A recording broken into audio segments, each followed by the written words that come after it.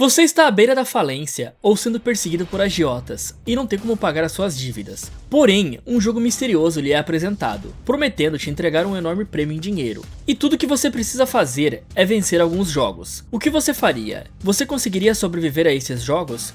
Nesse vídeo de Derrotando Filmes, nós vamos acompanhar esses jogos mortais e tentar tomar melhores decisões para derrotar Round 6. Começamos acompanhando Jihan, que parece estar sem dinheiro, pois ele ainda mora com a sua mãe, e ainda está pedindo dinheiro emprestado para levar a sua filha para jantar à noite. Depois disso, ele pega o cartão da sua mãe para tentar sacar dinheiro e ir apostar em cavalos. Já podemos ver que esse cara tem um problema grande com apostas, e após ele finalmente ganhar uma aposta, ele se dirige para a saída, e vemos que alguns cobradores aparecem procurando por ele. Jihan começa a fugir e acaba esbarrando em uma garota no caminho. Quando ele é alcançado pelos caras, descobrimos que é um agiota que está atrás dele cobrando uma dívida. Ele percebe que perdeu todo o seu dinheiro no momento que ele esbarrou naquela garota. E após ele levar uma surra do cara, o agiota dá mais tempo para ele pagar a dívida. Porém, agora ele precisou assinar um contrato, abandonando o direito à sua integridade física. E na próxima vez que o agiota viesse cobrar, ele levaria um molho e até mesmo os órgãos de Jihan. Após ele perder todo o dinheiro, ele vai se encontrar com a sua filha e deixa ela em casa depois do jantar. E quando Jihan estava no saguão do metrô, ele encontra com um homem de terno que senta ao seu lado e pergunta se ele gostaria de uma grande oportunidade. Jihan acha que ele era algum vendedor ou algo do tipo, mas na verdade ele estava querendo jogar um jogo de Dekti, e a cada vitória ele ganharia 100 mil wones, o que ficaria em torno de 500 reais. E se ele perdesse, ele teria que pagar a mesma quantia. Bom, como Jihan está desesperado, ele acaba aceitando. E assim que eles começam a jogar, dá pra ver que esse jogo é muito semelhante com Bater Tazo, que dependendo da sua idade você pode ter jogado ou não. Dependendo da parte do Brasil que você mora, pode ter outros nomes. Porém, a física do jogo é a mesma coisa. Você precisa jogar a sua peça na outra para fazer ela virar. Se você conseguir virá-la, você ganha o jogo. Jihan joga a primeira vez e não consegue virar, e seu oponente vira o papel na primeira tentativa e ganha de Jihan. Porém, ele não tinha o dinheiro para pagar. Então um homem diz a ele que aceitaria o pagamento com o corpo. Calma, não é isso que vocês estão pensando.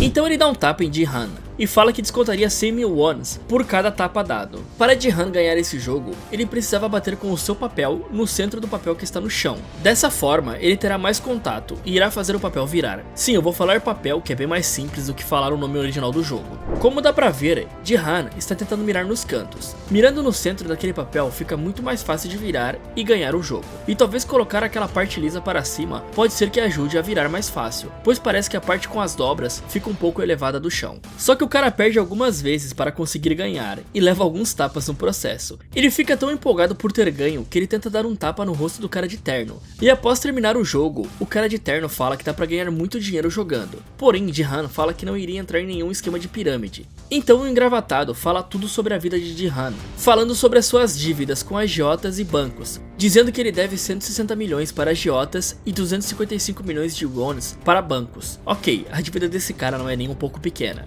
Então ele entrega um cartão e fala que existem poucas vagas, e pede para que ele ligue para aquele número. E ainda bem que ele não entrou no vagão junto com o cara, pois para aparecer uns zumbis dentro desse trem não seria muito difícil. Jihan decide ligar para aquele número, pois a situação dele não estava muito boa, e parece que a sua filha iria embora para outro país junto com a mãe e o padrasto. Então a mãe de Jihan diz que ele poderia conseguir a guarda da filha caso ele conseguisse provar que poderia sustentá-la. Então ele vai para o endereço passado pela ligação, e uma van com um cara encapuzado dentro aparece e pede pela senha. E ele fala batatinha 123 em português, e em coreano é luz vermelha e luz verde. Claramente, entrar em um carro desconhecido no meio da noite é aceitar que seria sequestrado, e realmente é isso que acontece. Então Jihan acorda em uma cama com um uniforme com o número 456, em um local monitorado por várias câmeras, e várias pessoas estão na mesma situação que ele. Existem 456 pessoas ali. Até mesmo a mulher que roubou a carteira dele está lá, e parece que alguns participantes se conhecem, pois ela está brigando com outro cara. Jihan também conhece um velhinho que parece ter sido o primeiro a ser recrutado para o jogo, por ser o número 1, mas a gente vai ver mais sobre isso depois. Após isso, um homem mascarado entra e explica que eles jogariam 6 jogos diferentes durante 6 dias, e quem vencer todos levará um belo prêmio em dinheiro. Um cara reclama deles terem sido sequestrados e estarem sem celular ou documentos, e o mascarado explica que isso é para sua segurança, segurança e para que ninguém revele nada sobre o jogo. E depois que acabasse, tudo seria devolvido. Ele também fala que o pessoal da equipe não mostraria o rosto para a própria segurança deles e para garantir que o jogo seria justo e privado. O Mascarado mostra que todos os participantes dali estão endividados e todo mundo participou do mesmo jogo e ligou para o número do cartão depois. Então não faz muito sentido eles reclamarem só agora que foram sequestrados e acabaram parando em um lugar desconhecido. Afinal, foi a escolha de cada um, ninguém foi obrigado a ir até ali. E o anfitrião até dá mais uma chance para alguém desistir, e ele informa que os jogos não são divulgados antes deles começarem. Jihan pergunta o valor do prêmio, e um cofre desce do teto, e o Mascarado diz que o prêmio seria acumulado ali depois de cada jogo. Bom, isso é no mínimo suspeito. Geralmente você sabe o valor do prêmio de um jogo antes mesmo de começar a jogá-lo. Todo mundo assina um termo reconhecendo que o jogador não poderá parar de jogar, se recusar a jogar e que todo mundo poderia decidir parar os jogos. Então cada jogador vai tirar uma foto, e depois disso ir até um local onde aconteceria o primeiro jogo. E também conhecemos o cara que está por trás de tudo, acompanhando e organizando os jogos. O líder recebe uma ligação e diz que as preparações para o primeiro jogo estão completas e que eles poderiam começar. Todos são colocados juntos em um grande campo com uma árvore e uma boneca gigante. E uma voz fala que o primeiro jogo seria a batatinha frita 1, 2, 3. Então a boneca vira para a parede e é dito que eles podem avançar quando ela estivesse cantando batatinha 1, 2, 3. E após isso, se o seu movimento fosse detectado, você seria eliminado. E eles teriam 5 minutos para cruzar até a linha de chegada. Então o jogo começa e dois jogadores que apostaram entre si começam a correr. E assim que a boneca vira a sua cabeça, um deles fica se movimentando e é pego pelos sensores. Esse jogo é muito parecido com o jogo do Daruma-san, em As The God Wills, onde ninguém poderia se mexer quando ele virasse. Caso alguém se movesse, teria a cabeça explodida. Apesar das similaridades que muita gente apontou, os jogos têm as suas diferenças. Então, após a primeira rodada, ninguém tinha entendido muito bem o que tinha acontecido com aquele primeiro cara. Mas nós sabemos que ele tinha levado um tiro e tinha sido eliminado. Então na segunda rodada, o amigo do cara vai checar o corpo dele e acaba vendo que ele tinha sido alvejado e estava morrendo. Então várias pessoas começam a correr desesperadas e um massacre começa, e Jihan acaba sendo derrubado por outro cara. Porém, isso não contou como movimento, ou os sensores da boneca não foram capazes de detectar. O mais importante aqui é fazer igual o velhinho e caminhar de uma forma rápida, evitando de correr, pois é bem mais difícil você parar quando a música acabar. E você também deve prestar atenção no chão,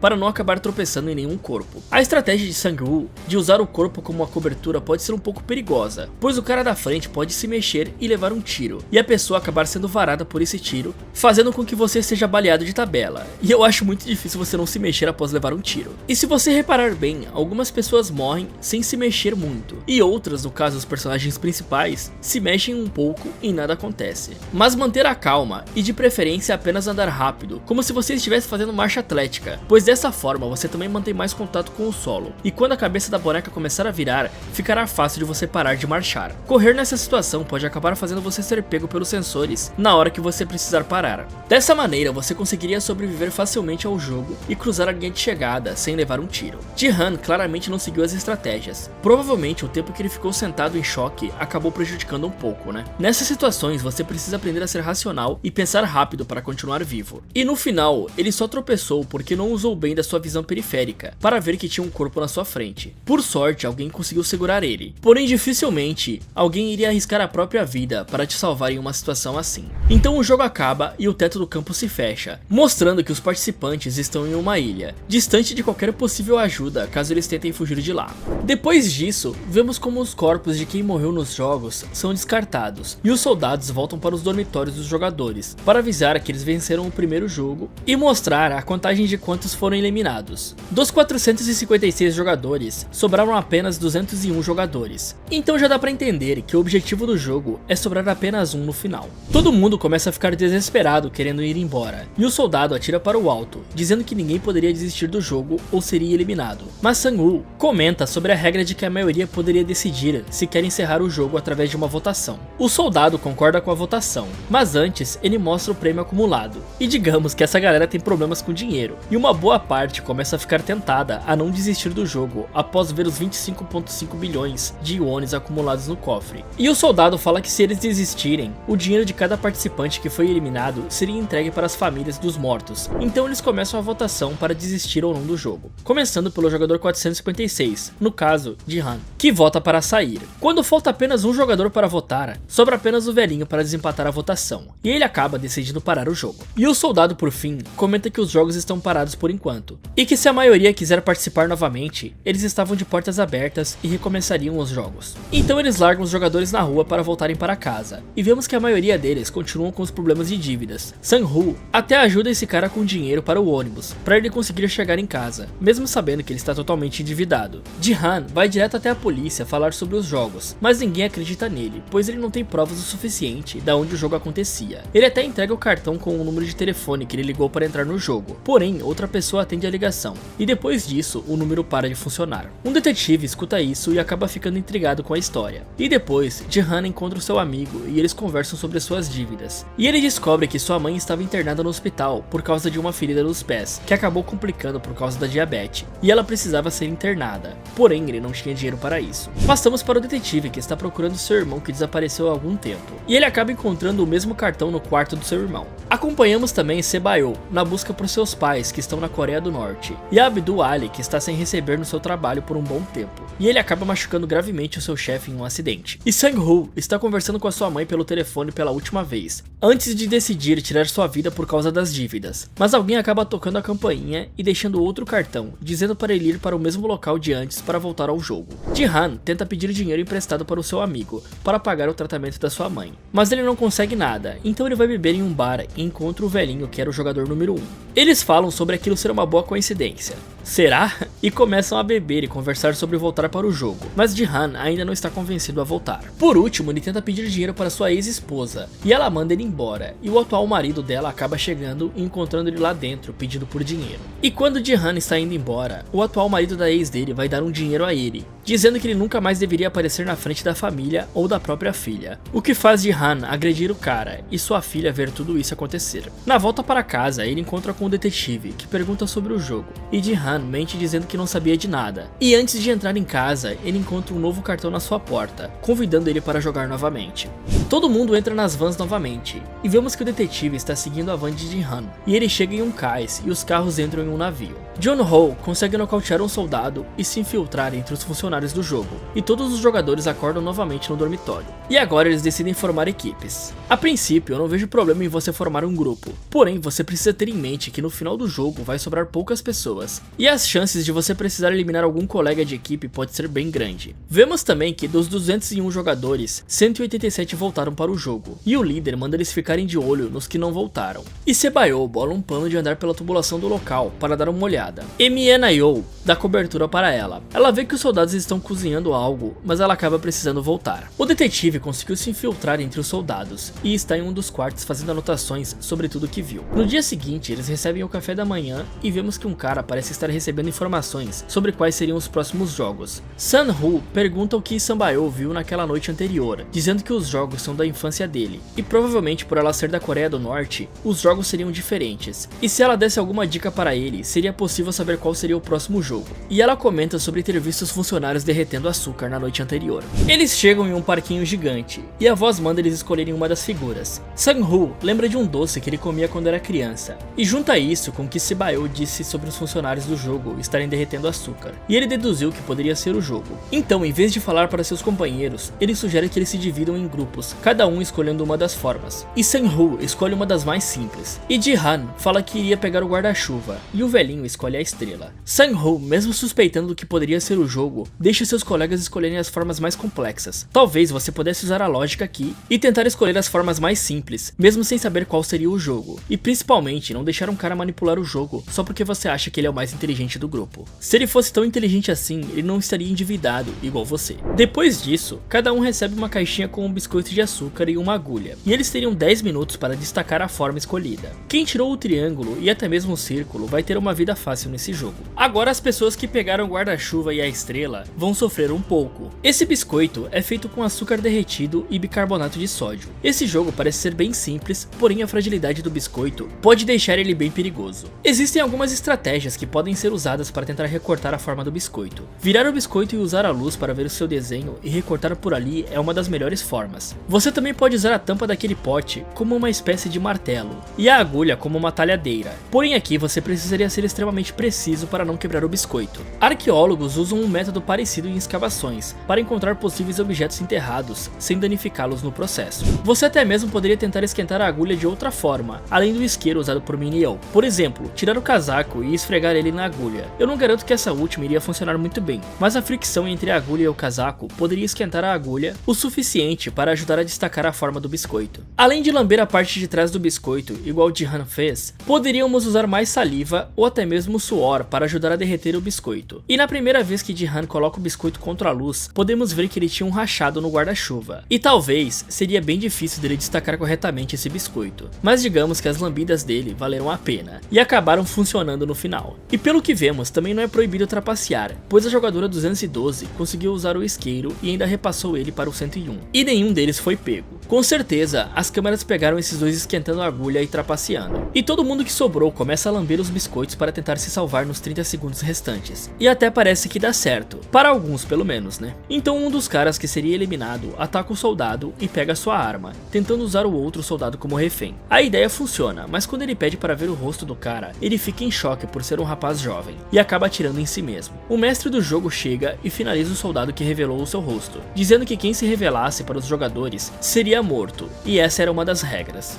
Além disso, vemos que está rolando um esquema de contrabando de órgãos dentro do complexo, e aquele cara que está recebendo dicas é médico, e ele consegue fazer a extração para os funcionários. Com certeza isso aqui não vai acabar muito bem. Jihan começa a suspeitar de Sang-Hoo, que parece aliviado em ver seu amigo retornando do jogo, mesmo sabendo o que ele fez. Então começa a chover dinheiro novamente no cofre, informando que 79 jogadores morreram no último jogo. Logo, o almoço da galera chega e eles recebem apenas um ovo e um refrigerante. Mineo diz algo para Deok-Soo, e eles voltam para a fila roubando a comida de outros participantes. Isso causa uma pequena briga, e esse cara acaba sendo morto. E os soldados apenas assistem, mostrando que não existem regras sobre uns matarem os outros. E logo, a voz anuncia que o jogador 271 foi eliminado, e o dinheiro é distribuído. Bom, após isso, eu duvido que alguém vai dormir tranquilo à noite. Todo mundo começa a suspeitar de que iria acontecer algo à noite, e eles começam a planejar para ficarem juntos para se proteger. Outra coisa que eles deveriam fazer era começar a criar uma espécie de barricada com as camas, provavelmente quebrando algumas delas se eles conseguissem, para usar os suportes de ferro delas como arma para se defender. O médico é avisado que ia rolar uma briga à noite, e que aquilo da comida foi feito de propósito para causar essa briga e eliminar os jogadores mais fracos do próximo jogo.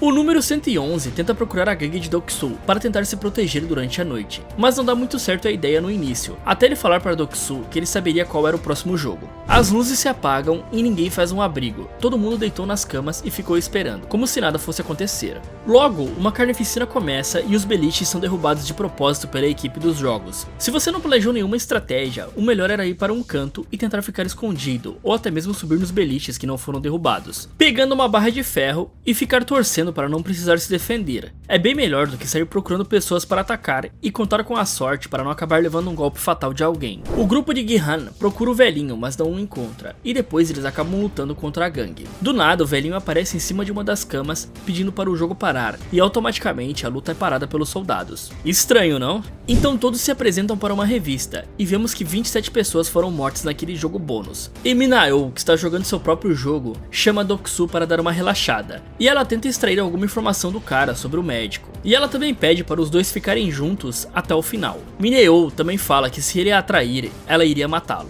O detetive continua escrevendo suas anotações sobre o que descobriu, e nota que o soldado do lado está tossindo em código Morse. E no dia seguinte, o terceiro jogo vai começar, e todos são levados para uma sala. E a voz manda eles formarem equipes de 10 pessoas. E como aquele médico já sabe qual seria o próximo jogo, Deok-Soo manda o número 278 formar equipes apenas com homens, que pareçam ser fortes, o que indica que seria um jogo de força. Sang-Woo e Jihan conversam sobre o jogo, dizendo que eles precisavam de mais pessoas para a equipe, e Sang-Woo manda eles procurarem por mais homens. Após as equipes serem formadas, Mineo acaba se metendo na equipe deles, pois ainda faltava uma pessoa, e Deok-Soo negou que ela entrasse na equipe deles. O terceiro jogo é apresentado, e é um cabo de guerra, e as equipes que irão jogar começam a ser sorteadas, e o time de Deok-Soo fica feliz pois ele tem a força bruta. Mas existem algumas estratégias que podem ser usadas aqui. Primeiramente, a distribuição dos jogadores deveria ser feita entre o mais forte e resistente no final, e o segundo mais forte na frente. E depois disso, no meio da corda, você precisa intercalar colocando um jogador com menos força e depois um com mais força, e fazer isso pelo restante da corda. Dessa maneira, toda a fila ficaria balanceada e não correria o o risco da fila acabar ficando com duas pessoas fracas no meio. Geralmente o último cara também enrola a corda nas costas para ajudar a puxar o seu time para trás. E pelo que eu vi em competições profissionais, a galera passa a corda apenas por um lado, e não como vimos na série.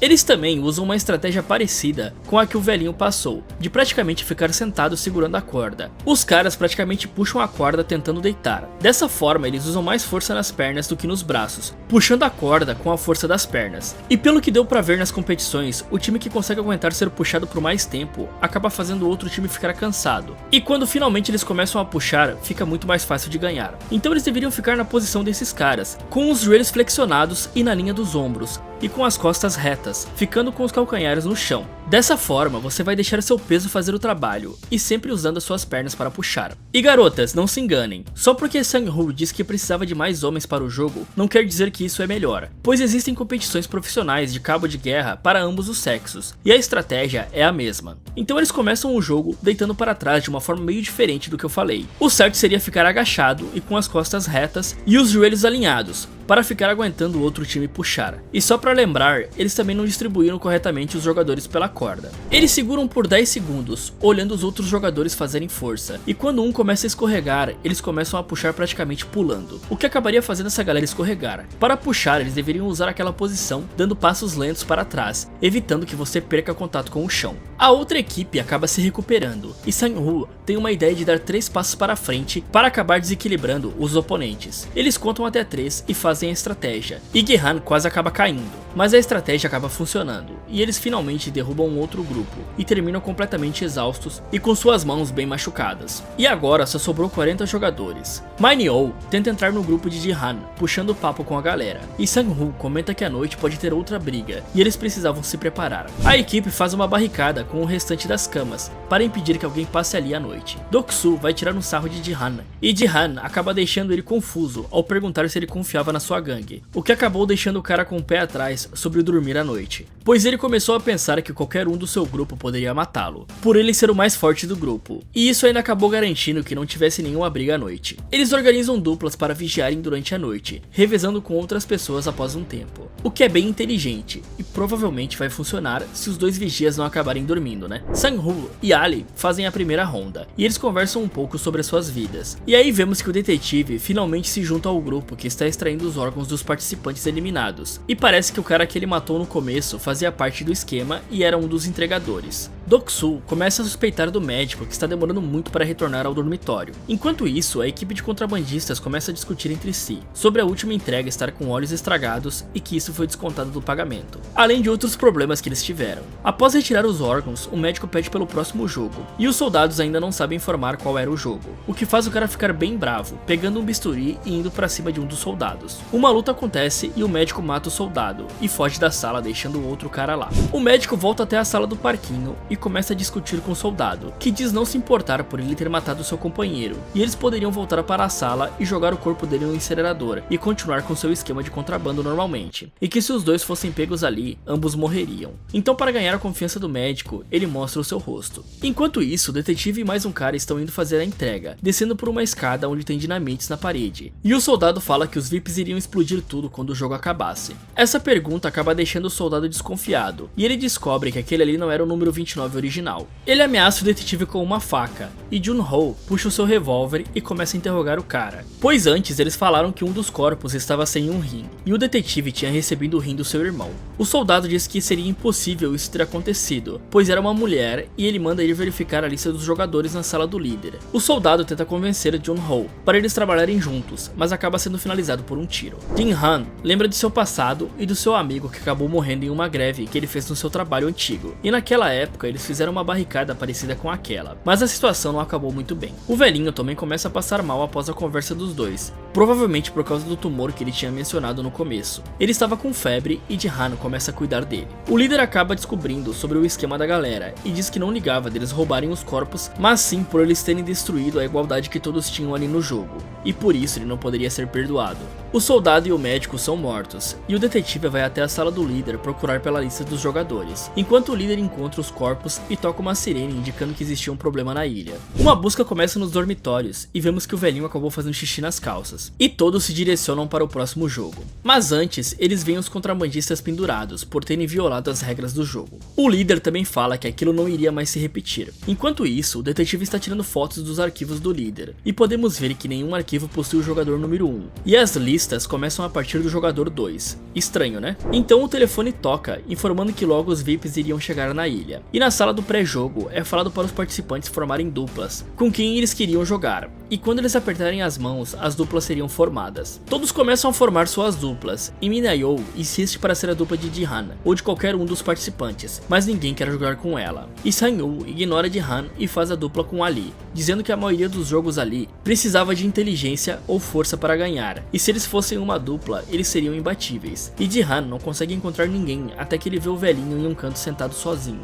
e chama ele para ser a sua dupla. Minayo acaba ficando sozinha, enquanto todos já tinham formado suas duplas, ela é levada pelos soldados. Na próxima sala, as duplas são levadas para lugares distintos, e eles recebem 2 sacos com 10 bolinhas de gude cada. E o velhinho chama Jihan para fazer um pacto, dizendo que eles seriam Gambu, algo equivalente a melhores amigos. Mas a voz informa que as 10 bolinhas de gude seriam usadas para competir contra sua dupla, o que acaba deixando todo mundo em choque, pensando que eles teriam que vencer e consequentemente eliminar seu parceiro de jogo. E eu falei antes, que fazer amigos ali dentro poderia deixar a situação bem complicada. Bom, além dessa dupla composta por marido e esposa que terão uma difícil decisão a tomar, se você estivesse com qualquer outro parceiro ali, não seria muito difícil usar a lógica e pensar em salvar a sua vida. Afinal, você já sabe que as pessoas acabam morrendo nesse jogo. Existem inúmeros jogos que podem ser jogados com bolinha de gude. A maioria escolhe um jogo de sorte, como adivinhar quantas bolinhas tinha na mão do seu oponente. Com esse tipo de jogo fica impossível você bolar alguma estratégia para ganhar, pois é pura sorte. E existem outros jogos que contam muito mais se você é bom em jogar bolinha de gude. E também existe a possibilidade que se você tem coragem o suficiente para trapacear, você poderia salvar a sua vida, igual Sang-woo e Jihan. A voz também diz que você precisaria pegar as 10 bolinhas do seu parceiro, sem mencionar que você precisaria estar com 20 bolinhas quando o jogo acabasse. Dessa forma você poderia tentar trocar suas bolinhas com a do seu parceiro e sair ambos vivos do jogo. O velhinho parece perder a memória, até que ele finalmente decide jogar aquele jogo envolvendo a sorte com Jihan. Sang-woo também está levando a pior contra Ali, e aí ele decide roubar as bolinhas de gude do cara e ir até a saída, entregando todas para o soldado, enquanto Jihan aproveita de uma falta de memória do velhinho para ganhar algumas vezes, até que o velhinho revela saber que Jihan está enganando ele, e aí entrega sua última bolinha para o cara, assim perdendo o jogo. Porém nós vemos o corpo de todo mundo após ser morto, menos o do velhinho.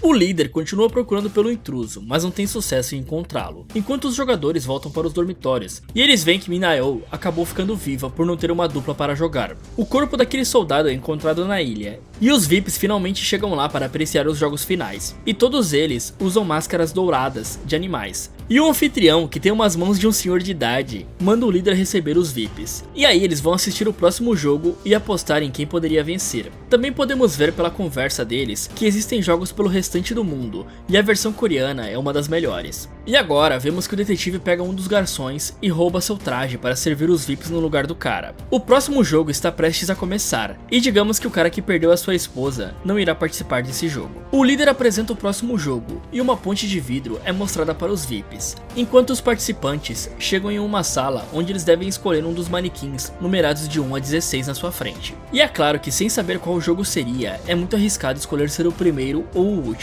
Então o ideal seria você pegar o número mais próximo do final, pois logicamente você conseguiria saber o que está acontecendo no jogo e ter um tempo para bolar uma estratégia. Jihan acaba ficando indeciso na escolha dos números e quase pega o número 1. Felizmente um cara pede para trocar, pois ele nunca tinha sido o primeiro em nada na vida dele, e Jihan aceita a troca. Quando eles chegam na próxima sala, o jogo da ponte de cristal é apresentado, e é explicado que existem 2 tipos de vidro, um deles normal, que não suportaria o peso de um jogador, e o outro vidro é temperado e aguenta o peso de até 2 jogadores. E o número que eles pegaram na sala anterior seria a sequência de que eles iriam atravessar. Digamos que o número 1 e os primeiros participantes vão ter uma tarefa bem difícil. Além disso, eles têm 15 minutos para atravessar aquela ponte, o que acaba dificultando para quem está em último. Então caso os participantes demorem muito para atravessar, ele ele corre o risco de ser eliminado quando o tempo acabar. Os jogadores começam a pular e a criar um caminho a partir dos que caíram. Vários participantes pisam nos vidros errados, e o restante do grupo consegue avançar bastante. Porém, na vez de Doksu, ele fala que não vai mais andar, e quem quiser pode ir na sua frente. Um dos jogadores diz que iria empurrar ele, mas ele confronta o cara e diz que todos morreriam juntos, se ninguém fosse na frente dele. Enquanto isso, um dos VIPs leva o detetive para uma sala separada, querendo algo a mais com o cara. Mas Jun-Ho pega sua arma e ameaça o VIP, mandando ele contar tudo sobre o jogo. Maneo se aproxima de Doksu e ela diz que iria na frente e pede licença para o cara. Mas após ela passar por ele, Minho cumpre sua promessa de que se ela fosse traída, ela mataria Doksu. Então ela usa seus braços para prender o cara e se joga junto com ele, quebrando o vidro na sequência. Agora sobraram poucos jogadores, e um deles trabalhava com vidros e começou a investigar a passarela, dizendo que ele trabalhou por 30 anos em uma fábrica de vidros e sabia como diferenciá-los. Ele diz que olhando o vidro temperado contra a luz e no ângulo certo, era possível ver algumas manchinhas. Além disso, ele fala que poderia usar o som, pois o vidro temperado teria um som mais claro que o vidro normal. Além dessas dicas, existe uma que ele não falou, e provavelmente era uma das mais importantes, e seria olhar as bordas dos vidros, pois como o vidro temperado é mais trabalhado que o vidro normal, suas bordas são mais arredondadas que o vidro comum. Mas aí você vai falar, e se o pessoal da organização tiver tomado cuidado de mandar fabricar vidros temperados com bordas iguais às dos vidros normais? Bom, aí nós podemos usar outras estratégias para passar pela ponte. Afinal, não foi comentado sobre como eles deveriam atravessar pela ponte, apenas que eles deveriam atravessá-la. A primeira forma seria usando os casacos dos participantes para fazer uma espécie de corda, amarrando no jogador que fosse cruzar, para assim puxar ele de volta quando o vidro quebrasse, evitando que o cara morresse. Obviamente, esse plano precisaria de confiança, e talvez essa galera não está confiando um no outro tanto assim. E a outra forma seria usando a estrutura da plataforma, passando por cima dos vidros. Existe uma técnica do parkour chamado Catch Balance, onde você se equilibra com as mãos e os pés na superfície e atravessa ela como se fosse um gato. Sim, eu sei que essa técnica não parece ser fácil, porém você poderia usar ela de outra forma, colocando os joelhos na plataforma, tendo mais contato ainda com as barras e dificultando a sua queda. E pode ser que o vidro comum trincasse com o seu peso, e você saberia qual era o certo ou não. Ou você poderia apenas caminhar por cima da barra se você tivesse um bom equilíbrio. E por último, você poderia deitar na plataforma abraçando as barras metálicas dela, e ir se arrastando por elas, até chegar do outro lado. Após o cara que trabalha com vidros usar o seu conhecimento para achar os vidros temperados, os VIPs e o líder identificam o porquê dele saber diferenciar os vidros, e o líder fala que ele está usando a refração da luz, então ele desliga as luzes para evitar que ele continue fazendo isso. Então para eles agora sobra apenas usar o som para identificar o que fazer. Bom, nessa parte aqui eles poderiam usar os cordões das calças para amarrar a bolinha de gude e usá-la para bater no vidro sem perdê-la. Existe um nó chamado punho de macaco, usado em alpinismo ou até mesmo para defesa pessoal. Geralmente esse nó envolve uma bola de aço no meio do nó, o que pode machucar muito o seu agressor. Digamos que ela até poderia quebrar o vidro normal, dependendo da força que você usasse. No caso aqui, você substituiria a bola de aço por uma bolinha de gude, e o nó protegeria a bolinha de gude de quebrar no impacto, e você conseguiria puxá-la de volta usando o cordão. E eu recomendaria guardar essa bolinha de gude para mais tarde. Obviamente você não teria tempo para montar um desse perfeitamente, mas conseguindo montar de uma forma que segurasse a bolinha de gude, já seria perfeito para testar o som do vidro e garantir a passagem para o grupo. E caso você ache que não exista um cordão na parte interior da calça da galera, eles poderiam usar aquele colete para envolver a bolinha em uma espécie de bolsa, e usar essa bolsa feita com o colete para bater no vidro. Provavelmente seria até mais fácil que fazer aquele nó. E sim galera, eu testei aqui e realmente faz um barulho no vidro, mesmo com o tecido em volta. Eles ficam sem alternativa, e Sang-Ho empurra o número 13, fazendo ele cair em um vidro comum. O contador começa a zerar, então os 3 jogadores restantes cruzam a ponte e ela explode no final, jogando vários cacos de vidros para todos os lados, e um deles acabou ferindo Sabayo. Então vemos que o detetive, após conseguir as informações do VIP, tenta escapar usando o traje de mergulho, e o líder vai atrás dele com um rastreador para encontrá-lo. Os 3 jogadores restantes voltam para os dormitórios, e agora podemos ver claramente todos os jogos lá atrás, indicando que existiam dicas do que estava por vir. Você apenas precisava ser observador. Ji-Han questiona Sang-Ho por ele ter empurrado aquele cara, sendo que faltava apenas um passo para acabar, e os dois discutem por isso, mas os soldados aparecem falando sobre um presente para os finalistas, e mandando eles vestirem uma roupa especial para o evento. E aqui podemos ver quão sério é o ferimento de Sanbayou. Provavelmente ela também está com uma hemorragia interna, e usar um pedaço de roupa não vai ser o suficiente para estancar o sangramento. Enquanto isso, o detetive acaba em outra ilha, fugindo dos organizadores do jogo. Ele até consegue ligar para o seu chefe, informando sobre ele estar em uma ilha no mar sudoeste. Porém existem várias ilhas dessas, provavelmente a guarda costeira não iria conseguir encontrá-lo facilmente. Talvez se ele conseguisse manter o sinal do celular por mais tempo, a localização dele poderia ser encontrada, mesmo que fosse aproximada. Eu tentaria colocar e amarrar o celular em uma árvore, apenas para manter o sinal funcionando e garantir que aqueles vídeos seriam enviados. Ele tenta enviar todas as provas que juntou até agora e continua sua fuga. E não dá pra saber a dimensão daquela ilha, mas ela não parece ser muito grande. Jun-Ho até poderia tentar render um dos soldados para conseguir uma arma, mas ele acaba sendo encurralado pelo líder, que parece ter um bom conhecimento sobre a polícia coreana, dizendo que o revólver dele possuía apenas 3 munições reais. Uma das câmaras do revólver era obrigatoriamente vazia, e a primeira munição da arma de um policial coreano é de festim. Isso é feito pois eles usam essa estratégia para tentar assustar o criminoso primeiro antes de precisar realmente atirar no cara. O líder se aproxima de Jun-Ho, e ele desperdiça o único tiro dele no ombro do líder, e In-Ho lhe convida para se juntar a ele. Jun-Ho nega o convite, então o irmão lhe dá a mesma cortesia, atirando no ombro do detetive, fazendo ele cair na água. Digamos que se esse cara não bateu a cabeça em uma pedra e ficou desacordado, ele tem chances de ficar vivo. Enquanto isso, o trio está desfrutando de um belo banquete, e após eles terminarem, apenas uma faca é deixada para cada. À noite, Ji-Han conversa com a garota, falando que ela estava ferida e eles poderiam ficar juntos para o próximo jogo, e vencer Sang-Ho, dividindo o dinheiro do prêmio e saindo de lá. Bom, eu já falei pra vocês que nesse estilo de jogo, apenas um deve sair vivo. Sang-Ho adormece, e Ji-Han até pensa em atacá-lo com a faca, mas acaba desistindo, pois ele vê que Sanbayou está em um estado crítico, e quando Ji-Han sai para pedir ajuda, vemos que Sang-Ho apenas fingiu dormir e acabou matando Sanbayou. Os dois últimos jogadores são levados para a arena final, e por fim o jogo da Lula será jogado, onde o atacante precisa entrar no desenho da Lula e passar pela defesa, até tocar na cabeça da Lula com o pé para vencer, e o defensor deve tentar empurrar o atacante para fora do desenho. Além disso, tem uma regra que diz que se algum dos participantes não puder continuar jogando, ou seja, morrer, o jogador restante ganha a partida. Eu não sei se vocês já ouviram falar, mas esse jogo é extremamente parecido com o nosso conhecido Garrafão. Dependendo do lugar existem regras diferentes, mas em essência, esse era um jogo onde você andava por linhas desenhadas no chão e passava pelos portões, e quem pisasse na linha ou cometesse alguma infração, levaria uns bons supapos. E digamos que ele era bem parecido com o jogo da Lula, e tinha essa parte de contato também. O líder menciona que na infância esse era o jogo mais violento de todos. Os participantes começam o jogo e ambos estão com facas. Gi-Han utiliza areia, jogando no rosto de Sang-Ho, para conseguir passar pela primeira parte do jogo. E depois eles conversam sobre Sang-Ho ter matado Sanbayou, e Sang-Ho fala que finalizou ela, pois os dois poderiam desistir do jogo e abandonar todo o dinheiro. Os dois iniciam um combate com facas e acabam se desarmando. E depois disso eles partem para um combate direto. E eu indico sempre ir para as partes sensíveis do corpo, tentar golpear a garganta, a virilha ou até mesmo os olhos.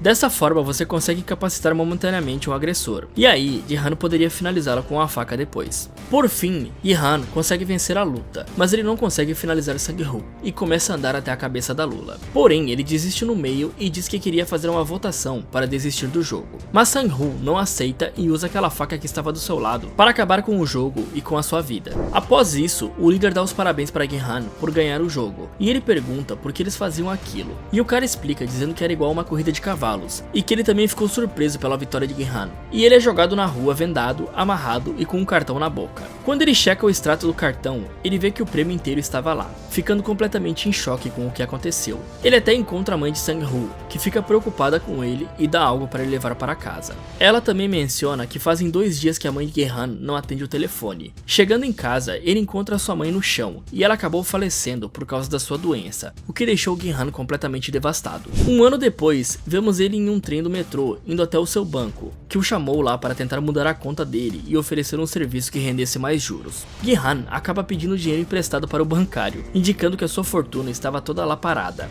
Depois disso, ele vai beber na beira do rio, e uma mulher lhe oferece flores, e ele acaba comprando uma. E na flor tinha um cartão parecido com o que ele recebeu no início de tudo. Porém, nesse cartão existia um endereço e estava escrito que era do seu melhor amigo. Ele vai até o local e encontra o velhinho deitado em um leito improvisado de hospital. O velhinho fala sobre um sem-teto que está sentado na rua e que ninguém ajudava ele. Ji-han pergunta se ele estava por trás de tudo isso, e o velhinho convida ele para jogar um último jogo. E caso ele ganhasse, ele teria todas as respostas. O jogo seria se ninguém ajudasse o sem-teto, ele ganharia. E se alguém ajudasse, Ji-han teria todas as suas respostas. Novamente, as regras não são claras, e nada impediria do próprio Ji-han ir lá ajudar o morador de rua. Yun-nan fala que ganhava dinheiro com empréstimos e pergunta se Ji-han ainda acreditava nas pessoas. Yun-nan diz saber que Ji-han nunca tocou no dinheiro, e ele fala que isso foi a recompensa dele pela sorte e esforço no jogo, e ele tinha o direito de gastar. Yun-nan comenta que para quem tem muito dinheiro, a vida se torna chata, e não importa o que você comer, beber ou comprar, nada lhe traz felicidade, e seus clientes também tinham esse sentimento. Então todos se reuniram para procurar algo que eles pudessem fazer por diversão, e Yun-nan comenta que nunca obrigou ninguém a jogar. Ele completa dizendo que apenas assistir não estava lhe dando o mesmo sentimento, e por isso ele resolveu jogar um último jogo antes de morrer. A polícia chega finalmente para ajudar aquele morador de rua, porém o velhinho acaba morrendo sem dar as respostas para Ji-han. Ele resolve mudar o seu visual e vai até o irmão de Se-Baeo, tirando o garoto daquele orfanato e levando ele até a mãe de Sang-ho, apresentando os dois e deixando uma mala cheia de dinheiro com ela. Novamente no metrô, Ji-han está indo em direção ao aeroporto, indo visitar a sua filha, mas ele acaba avistando uma cena bem familiar. O vendedor está novamente recrutando jogadores para aqueles mesmos jogos mortais. Ji-han tenta chegar até ele, mas ele escapa entrando em um trem. Ele manda o cara nunca jogar e pega o seu cartão. Quando ele está embarcando no avião, Ji-han decide ligar para aquele número e acaba sendo reconhecido. E agora ele fala que iria atrás da organização e que iria descobrir quem são eles e como eles saem ilesos das atrocidades que eles cometem. O líder manda ele entrar no avião e que isso seria para o seu bem, indicando que ele é observado a todo momento. Mas Ji-han dá meia volta, determinado a ir atrás dos organizadores dos jogos. Bom, após conseguir toda essa grana, com certeza ele tem um grande saldo bancário para fazer uma pequena caçada contra esses organizadores misteriosos. Só que sozinho ele não terá o suficiente para derrubá-los. Muitas pessoas poderosas devem estar envolvidas pelo mundo todo com esses jogos. Fala galera, esse foi como derrotar Round 6. Me digam nos comentários o que vocês acharam do vídeo. E esse derrotar demorou um pouco para sair por se tratar de uma série, eu nunca tinha feito isso aqui no canal. Espero que vocês tenham curtido as soluções e me falem quais seriam as suas ideias para escaparem dos jogos e qual deles vocês acharam mais difícil. Eu espero que vocês tenham gostado do vídeo e não esqueçam de deixar o seu like e inscrevam-se no canal, ativando o sininho para receber as notificações aqui do Derrotando Filmes. Muito obrigado por assistir e se você for convidado para entrar em uma van desconhecida, não fale batatinha 1, 2, 3.